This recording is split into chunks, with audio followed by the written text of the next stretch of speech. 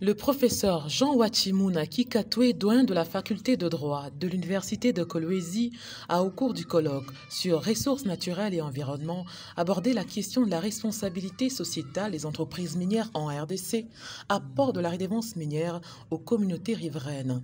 Les recherches faites dans la chefferie de Bayeke et au secteur l'huile ou dans la province de Lualaba sur l'évaluation de la gestion de la redevance minière octroyée aux entités territoriales décentralisées ont relevé des faiblesses dans la perception, la gestion et l'affectation de la redevance minière. Voici la quintessence de sa communication.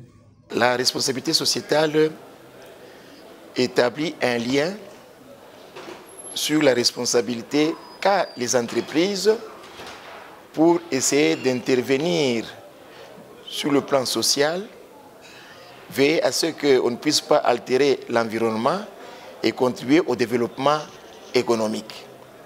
Mais avant l'avènement de la loi minière numéro 18/001 du 9 mars 2018, quand on avait la loi du 11 juillet 2002, la responsabilité sociétale était basée sur le volontariat des entreprises. C'est-à-dire l'entreprise pouvait d'elle-même survenir aux besoins ou au développement par rapport aux communautés locales. Mais avec l'avènement de la nouvelle législation du 9 mars 2018, cette responsabilité sociétale a traversé les frontières de la bienfaisance. C'est devenu une obligation. C'est-à-dire les entreprises, comme ils sont en train d'exploiter, en exploitant, ils épuisent les ressources minières.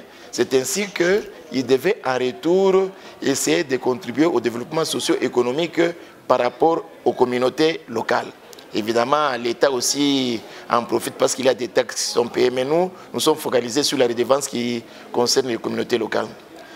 L'article 242 de la loi du 9 mars 2018 portant code minier de la RDC révisé, la redevance minière a été répartie en 4. Premièrement, il y a 50% qui revient au pouvoir central, 25% au pouvoir provincial et 15% aux communautés, donc aux ETD, et 10% aux fonds miniers pour les générations futures. Mais la problématique qui se pose, c'est par rapport aux 15% des ETD, c'est ce qui nous a intéressés. Nous avons constaté que, principalement au niveau de la province du Lualaba et dans la chefferie de Bayeke et le secteur de l'huile, que les 15% qui peuvent représenter par rapport au montant 100%, il y a des déductions qui sont faites alors que ces déductions sont en marge de la loi, sont illégales.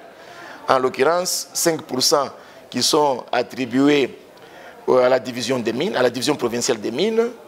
Il y a 5% à la DERLO en ce qui concerne la chefferie de Bayeke, mais pour le secteur de l'huile, la DERLO perçoit 22%.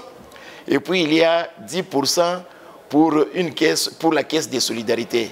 Vous voyez, DERLO, division provinciale des mines et caisse de solidarité, ce sont des entités qui ne sont pas concernées dans la redevance minière en ce qui concerne la répartition. Et la caisse de solidarité est gérée par la province. Ce qui fait que, en fait, la province n'a pas 25% à 35% qui n'est pas reconnu par la loi. Et la communauté qui devait profiter de ces 15% en totalité a été diminuée. Pour la chefferie de Bayeke, il y a la commune de Fungrume qui perçoit 40% dans les 100% représentant les 15% attribués à la chefferie de Bayeke.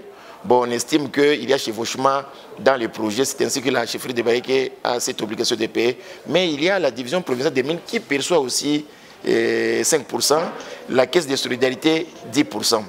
Ce qui fait qu'au niveau de la chefferie de Bayeke, il ne reste que 40% et au niveau du secteur de l'huile, il ne reste que 63%. C'est ainsi qu'au cours de ces assises, nous avons recommandé qu'il y a certaines entités qui ont peut-être des difficultés financières, mais l'on ne peut pas aller à l'encontre de la loi pour subvenir aux besoins de ces entités. C'est ainsi qu'il faut formaliser auprès des autorités compétentes pour que ces déductions soient légales.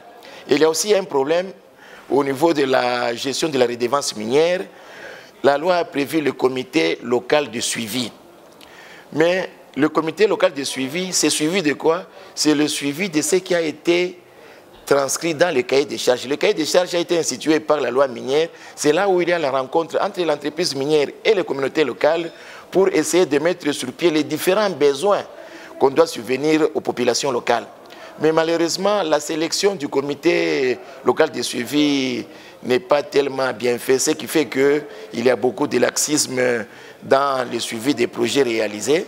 C'est ainsi qu'il a été demandé que les 4 personnes qui représentent la population et qui représentent la communauté locale dans le comité de suivi des projets miniers qui ont été élaborés dans le cahier des charges et qui matérialisent la mise en œuvre de la redevance minière, qu'il y ait au moins une élection, que la population puisse eux-mêmes choisir, pas une élection, mais que la population elle-même puisse choisir les représentants au lieu que ces représentants-là soient nommés.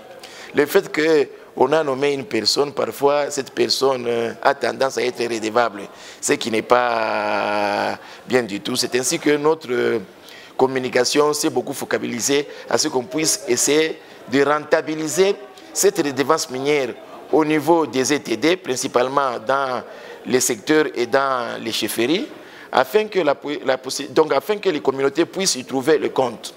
D'ailleurs, dans la loi minière, il est même prévu que c'est beaucoup plus sur les infrastructures, sur la santé et l'eau et l'énergie qu'on doit focaliser le développement de la population. Mais souvent, on est en train seulement d'arranger les infrastructures au niveau des chefs-lieux, des secteurs, des chefs-lieux, des chefferies. Mais les autres groupements n'en bénéficient pas.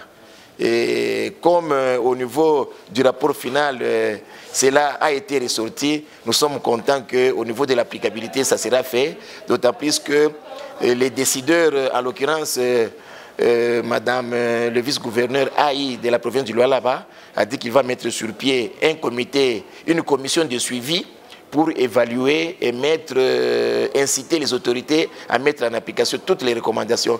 Et nous sommes fiers de cette implication de l'autorité provinciale.